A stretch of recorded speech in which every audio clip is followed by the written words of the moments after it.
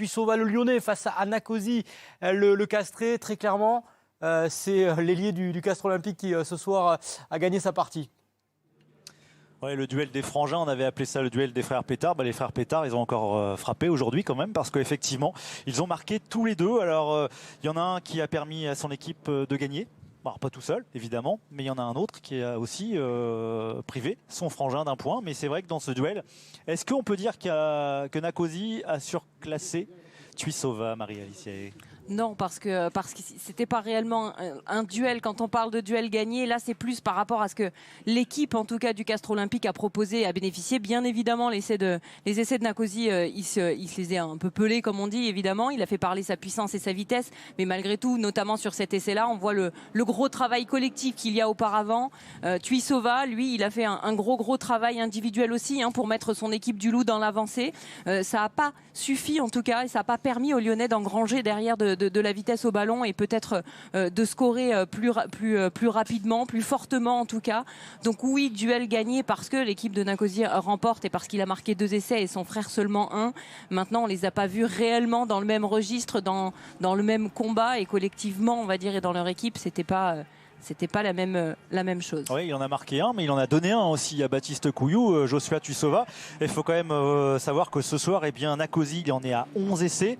Tuissova, il en est à 13, c'est-à-dire qu'il rejoint Mathis Lebel en tête des meilleurs marqueurs d'essais dans ce championnat. Ça fait quand même 24 essais pour les deux frangins. C'est pas mal. Il y en a quand même un qui, ce soir, a privé son frère d'un bonus offensif. Est-ce que ça fera la différence en fin de championnat? Ça, il est encore un peu tôt pour le dire. Oui, Nicolas et Marie-Alice, c'est vrai, ce point de bonus, il pourrait manquer au Castré. On va revoir l'essai de Bastien Guillemin, qui illustre aussi la qualité de cette équipe dans le jeu offensif.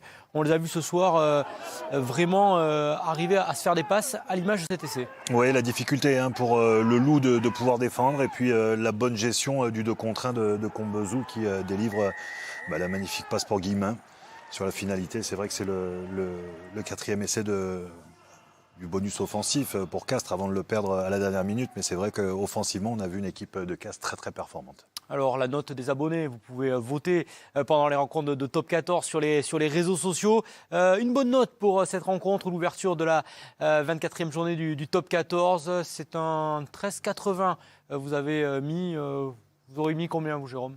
Un bon 15. Un bon 15, ouais. 15. C'est votre côté généreux. Et c'est une bonne note, 13,80, proche de la mention bien dans cette rencontre. Les Lyonnais, donc, ce soir s'inclinent. Les Lyonnais qui sortent du top 6, qui ont privé les Castrés du bonus offensif avec ce dernier essai de Tuissova en fin de match. Quand on connaît un peu les scénarios en fin de saison, notamment le soir de la J26, il pourrait compter ce bonus ou pas, Jérôme? Oui, il pourrait compter. Après, on sait que cette équipe du Loup a aussi du caractère et va sûrement réagir. Mais sur l'ensemble du match, on les a vus en difficulté pour pouvoir mettre leur jeu offensif en place. On a vu une équipe de Castres qui a ralenti constamment les sorties de balles, et ils n'ont pas pu mettre de la vitesse dans tout ce qu'ils ont pu essayer de faire offensivement. Et c'est ça aussi qui a été l'un des gros mâles de cette équipe du Loup ce soir. Voilà, le Loup qui repart avec 0 points, les Castrés qui s'imposent avec 4 points. C'est vrai, Nicolas et Marie-Alice, que pour gagner face à cette équipe de Castres et à sa défense, les Lyonnais ont peut-être perdu un peu trop de ballons ce soir. Oui, trop de cadeaux, trop d'offrandes. Alors des cadeaux, c'est un peu dur de dire ça de la part des Lyonnais, mais c'est vrai qu'ils ont rendu 17 ballons. Si on ajoute à cela les 12 pénalités concédées par les Lyonnais, ça fait beaucoup trop, Marie-Alice, pour prétendre aller s'imposer ici au Stade Pierre-Fabre. Oui, il y a vraiment eu trop de déchets. En tout cas, ça ne leur a pas permis de mettre leur jeu en place, de poser le jeu lyonnais qu'on connaît avec beaucoup plus de mouvement, beaucoup plus de vitesse au ballon. On les avait eu beaucoup moins constants, beaucoup plus incertains. Et face à cette équipe castraise, et vous l'avez dit, quand il y a trop de pénalités, trop de ballons rendus, trop d'en avant, il y a même eu des passes approximatives parce que même quand ils étaient en possession de balle, les passes n'allaient pas, le timing n'y était pas.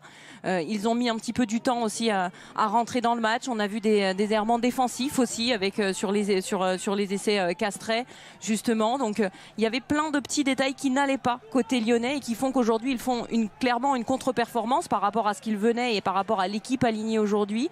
Il y a vraiment pas mal de petites choses à régler et de doutes en tout cas qui ont dû s'installer ce soir face à sur cette contre-performance. Mais en tout cas on attendait mieux de cette équipe lyonnaise ce soir.